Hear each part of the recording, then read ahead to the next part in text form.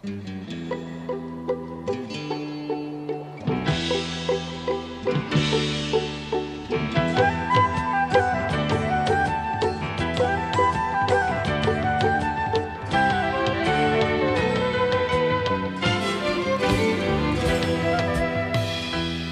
you for joining us. Our show today will focus on how scientific progress and research worldwide is leading to breakthroughs in everything from technology and energy to medicine and health, which includes addressing the diseases of aging. From nutrition to CRISPR-Cas9 gene editing, we are witnessing numerous promising developments, and Bill Faloon, the founder of the Age Reversal Project, will update us on these essential subjects following these messages.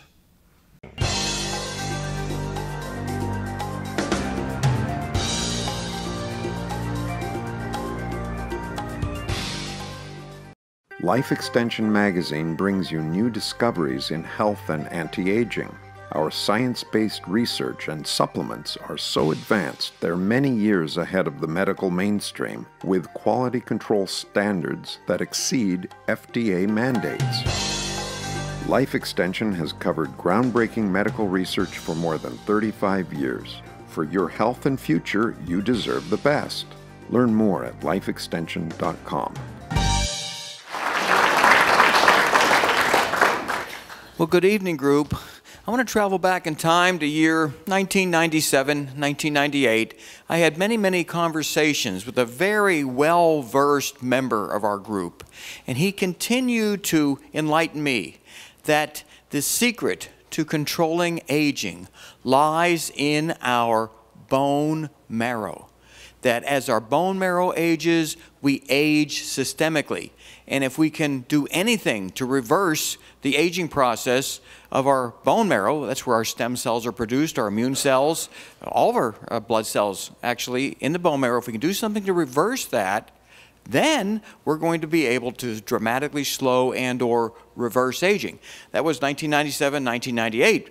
The question we both asked each other is, what do we do about it? How do we make that happen? And the good news is there are some ways to potentially make that happen. As we move towards the very aggressive types of interventions designed to reverse aging, let's not forget the basics. The basics involving hypertension, lipids, glucose, triglycerides, homocysteine, the ways that we can improve our health that everyone agrees on. We don't want to forget that foundation so that we can then build on that foundation to the second level. What we're going to talk about is bone marrow health, something that is a challenge at this point, but a fascinating study came out just last week, published around February 20th, in which they took bone marrow from young mice and transplanted that bone marrow into older mice. And the result that they were able to measure definitively was a significant improvement in neurological function. They could memorize better, learn better. There was an improvement in their brain's capacity to function. And these were old mice transplanted with young bone marrow. Now, this was not surprising to us because we've been studying this for a long time. In fact, in 2014, we launched a fundraising campaign to see if we couldn't do a study. It was going to cost about $10 million, and we've not raised the money, by the way, to see if we could mobilize the bone marrow of very young people and put the stem cell mobilized plasma into older individuals. We are still trying to raise funding for that particular study. But to give you an example as to how well this particular research project worked, you look at these 4 diagrams of the microglia brain cells. The cell there to the far left is a healthy, young microglia cell. And you notice it has branches extending from it. Those are synaptic connections that enable that microglia cell to communicate with other cells. And how our brain works, by the way, is like a parallel processing computer, where you have perhaps very slow microchips all linked together in such a way that they communicate so effectively that that computer operates very fast, which is how young people think. They think fast, they learn easily, they memorize readily. But with aging, and that's the second microglia cell, you can see those branches have shriveled, meaning that the cell may maintain some functionality, but it's no longer connected to the rest of the brain the way it was. And then the third slide over, that was an old mouse given old bone marrow transplants. Bone marrow from an old mouse transplanted into an old mouse. That was essentially the placebo.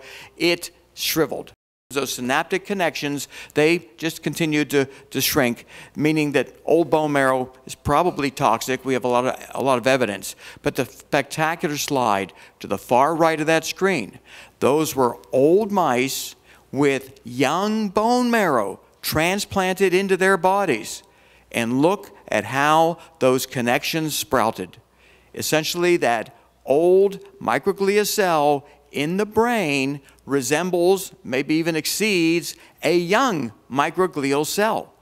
This is hardcore evidence, and that's the only cell they were able to really electron microscope, but they were able to validate that in response to those branches regrowing from the microglia, these mice were thinking and performing as younger mice.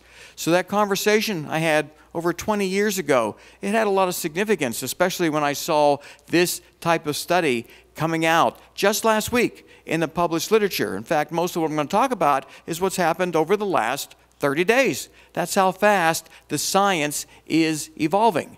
Now, heart failure affects about 8 million Americans. Some of the statistics say 5 million. The real number is 8 million, and it's going to increase. It occurs when our heart muscle loses the ability to pump and oxygenate our whole body with sufficient quantities of blood. And most people with heart failure, they die relatively soon. Well, the interesting factor about heart failure is depending on where you live determines how long you survive with congestive heart failure. Now, if you look at this map, South Florida is one of the healthiest places to have heart failure. You're less likely to die in South Florida than you are in Mississippi, Louisiana, North Texas, Oklahoma. Those dark red spots are the highest death rates from heart failure. Now, does it have something to do with the climate? I don't think so. No. It has something to do with the quality of medical practice and the lifestyle practices that these people engage in. Think of people in Mississippi, Louisiana, North Texas, Oklahoma, the tobacco use, the obesity, the horrific diets that they engage in, the lack of exercise. These are areas of the country where people are not taking care of themselves. So when they're diagnosed with heart failure, they accelerate the rate at which they're going to die. Whereas people in the Los Angeles area of California, New York City, South Florida, they have a greater understanding of what they should be doing to take care of their own health, and they also have better access to cardiologists who know how to treat heart failure better. Now, this is data that I presented before. It is remarkable. Starting in 1995, not that long ago, and going to 2014, a 44% decline in sudden death rates in heart failure patients. That's a marked improvement over just 19 years. Now, some of that technology is conventional medicine. This is what enlightened cardiologists are prescribing to heart failure patients. It's a cocktail of medications that improves survival rather dramatically. And if you ignore this type of technology, even if you take a lot of nutrients and do a lot of other good interventions, you'll probably die sooner. So we advocate that people with certain disorders follow conventional guidelines and then move into alternative medicine to derive the benefits of both.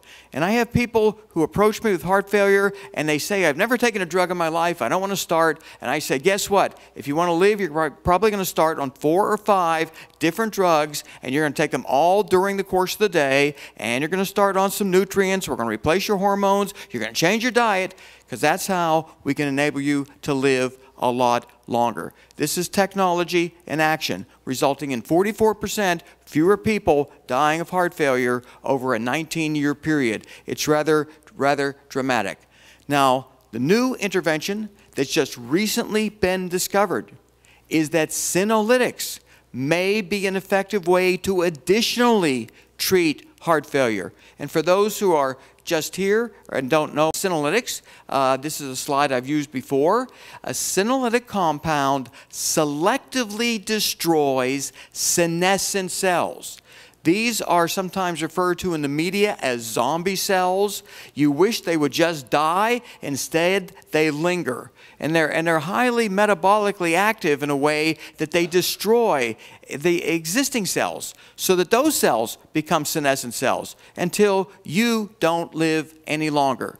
What senescent cells do is they impede organ function. And hey, your heart is one of those organs that senescent cells impede. They create systemic inflammatory reactions 24/7. Senescent cells ignite inflammation throughout your body. And the scariest thing about what senescent cells do is they emit protein-degrading enzymes. They're called metalloproteinases, and they degrade protein. Healthy cells in the area of a senescent cell become injured, damaged, and senescent themselves. So if you wonder why a senolytic drug or a senolytic compound might be an effective treatment for heart failure, think about the senescent cells in an old heart. And they're emitting these enzymes, killing additional cardiocytes, and all of a sudden, at some point, your heart just doesn't work anymore. You die. Well, earlier this month, results from a study came out showing that using senolytics to remove senescent cells restored cardiac health in a mouse model of congestive heart failure.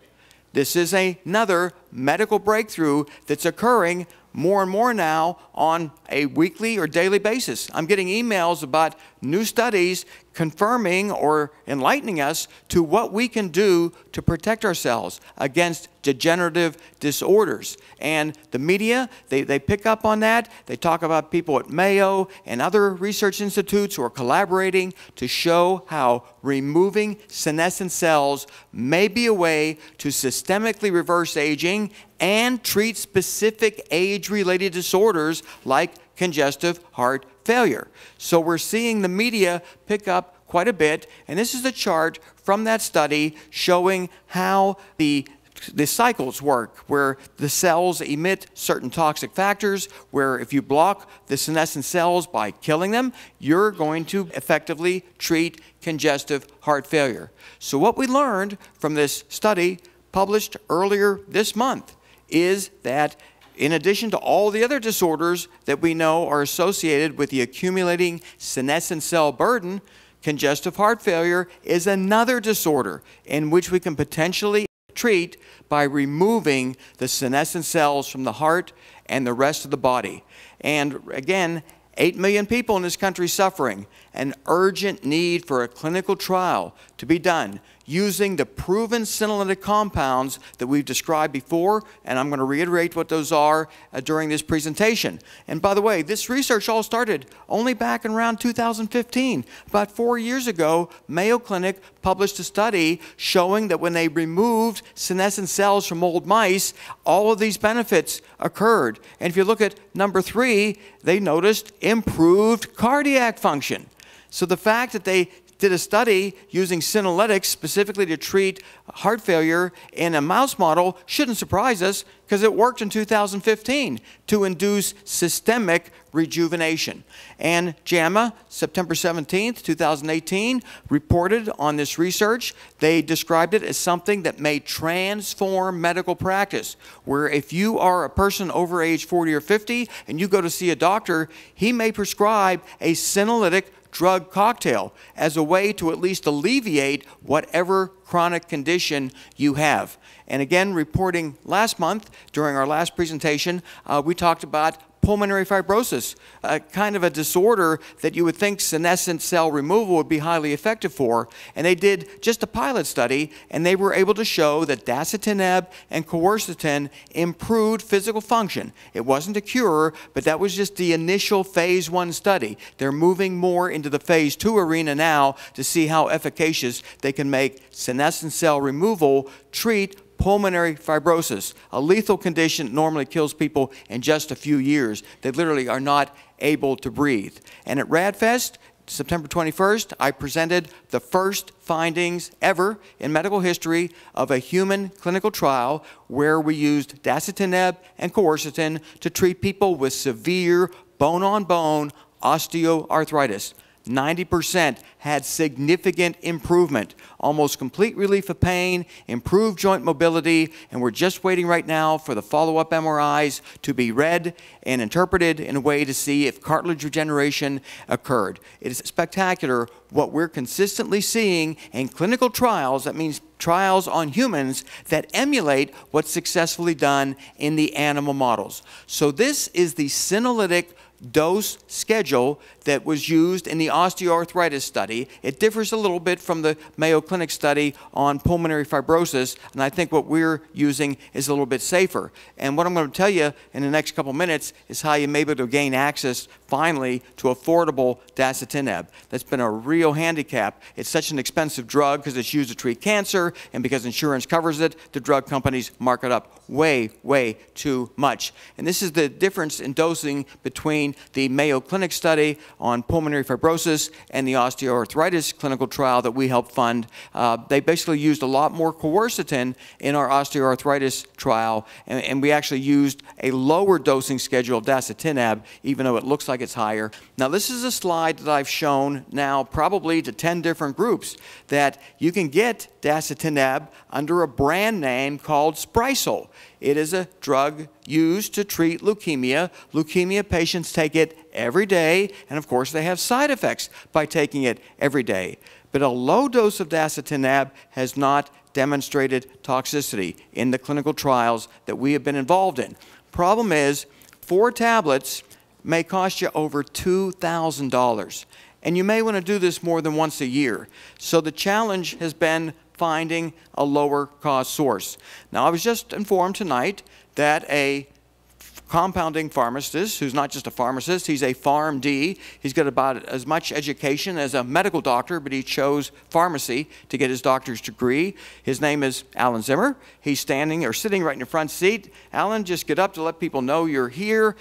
He has vowed to identify, and we're going to independently validate, sources of dasatinib that he will compound on an individual basis with a doctor's prescription, of course, compound the individual dose of dasatinib that you need to achieve the similar benefits that we were able to validate in our osteoarthritis study, and what a lot of enlightened immortalists are doing right now. They're self-experimenting with dasatinib without any problems.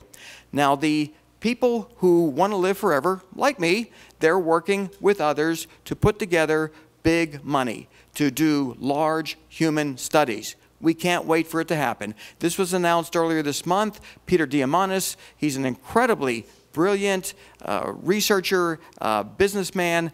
He gives talks on immortality all the time, goes around the world telling people you don't have to die. Technology is advancing fast enough that if you take care of yourself now, you may live forever. And he's putting together a $100 million longevity vision fund to support research. And these are the people he's partnered with. The younger guy, Sergey Young, the younger one, is going to do most of the work. Jim Mellon is a billionaire. He travels the world encouraging people to invest money in age reversal research. He convinces a lot of people that this is probably the most significant way of growing your money, because I think when age reversal research develops into clinical therapies, it will be bigger than Apple, bigger.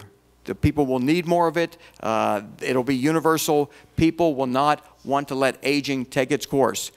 Some of you may know Alex Zavornikov. This is a very interesting individual who's pioneered a form of deep learning artificial intelligence, where he's able to identify probable compounds and combination of compounds that can slow and reverse aging. And he got a nice write-up in Forbes magazine this month. Alex, by the way, does not have a home or an apartment. He never stops traveling to scientific conferences, to meet with groups of scientists, to put together research projects aimed at defeating the aging process. We've had a long-term relationship with Alex. He's somebody, when you hear him talk and you see what he's doing, you realize there are some very smart people. And he's sacrificing his own health for this. His biological age is 4 to 5 years older than his chronological age. And it's because of the stress he puts on himself to accelerate human age reversal research. And this is the diagram that was in Forbes magazine,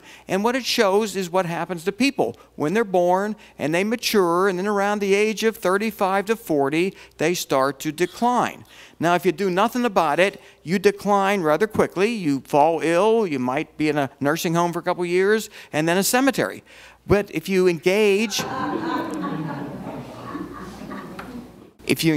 in some preventative type measures like Brian Delaney talked about, like some of the interventions we've spoken about for many, many years, well, you can delay that. You can live longer by intervening in aging today.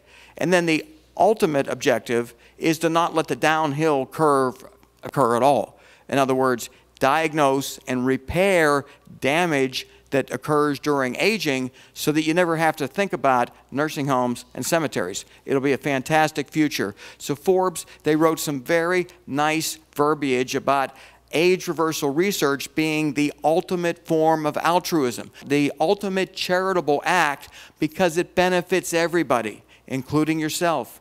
If we don't die of something, aging will kill us, and virtually everything we die of today is a degenerative disorder related to normal biological aging.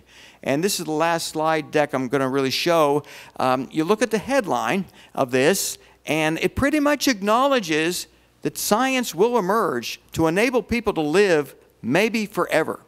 And then they have in that headline that immortality is a fate worse than death.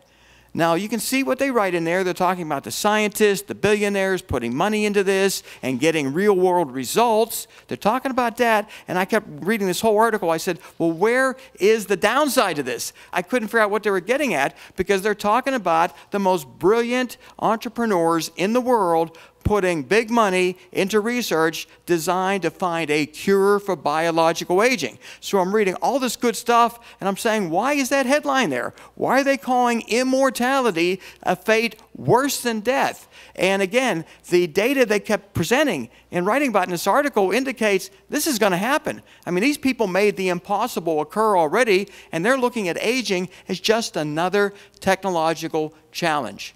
So this, I believe, is the only verbiage in this entire long article that talks about why this is so terrible. Well, number one, it's going to be too expensive.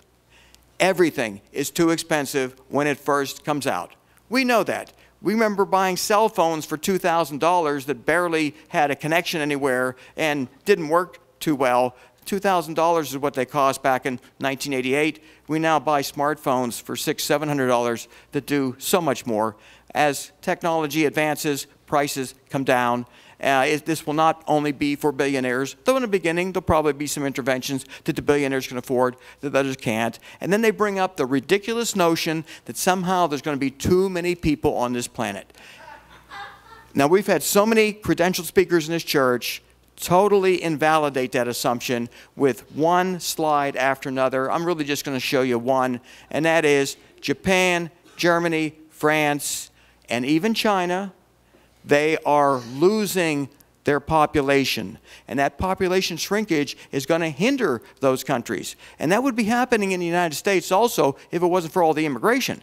We are also not replacing ourselves as Americans as fast as we need to, but we don't have to worry about it. We've got plenty of new people coming in. But people don't move to China or Russia like they do to this country. Russia is another country, by the way, where their population is shrinking to the point in the next 50 to 100 years, there may not be many Russians around. That's how fast it's happening. So when some person's writing an article and it's got this preposterous assumption that we're going to run out of room on this planet, the fact of the matter is we need more people. We need more mature people who've got the experience to make real-world differences occur in this world. And again, this is the demographic forecast for Japan. It is pathetic. They are going to be stuck with a lot of old people. Japan, by the way, is a country with the longest living people in the world, so they're going to have lots of old people people and not enough young ones to support them. They've got a real problem. They would like to make those old people young and productive again. That would resolve their problem. So again,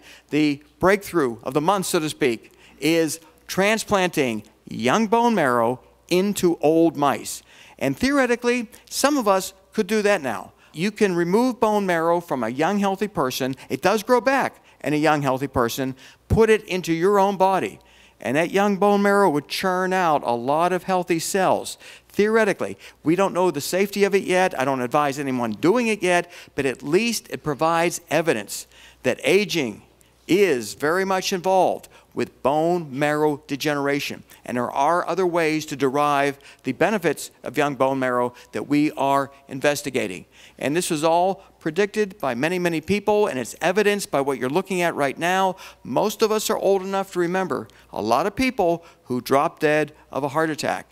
And yet, starting in 1980, technologies and healthier living patterns resulted in a 50% overall decrease in deaths from any form of heart disease. A 50% reduction over this period of time in which people started thinking, if I do something to prevent a heart attack, maybe I won't have one. And guess what? It worked. So Ben Franklin predicted all this was going to happen. He predicted that technology would advance to the point where what was killing people in his era, and people in his era lived to an average age of 35 years. Now that is a little bit misleading because the infant mortality rate very high, and the maternal mortality rate, delivering a baby, a lot of women died. So it didn't mean that most people died at 35, but what it meant is people weren't living very long. And by 1900, that average only went up to about 47 years. Average lifespan. So Ben Franklin is predicting way back in the late 1700s that technology is going to enable people to live a lot longer, diseases be cured. Well, most of the diseases that Franklin knew about, they've been cured already. Antibiotics get rid of all those bacterial infections, tuberculosis, diphtheria, pneumonia, diarrhea even caused by various microbes. Those have been eliminated for the most part, and antiviral therapies have moved ahead with vaccines in which people don't die of smallpox anymore. So what he predicted is that science will emerge to eventually cure all of the diseases of aging, including the aging process himself. So that is the end of my talk. I'll be happy to answer any questions.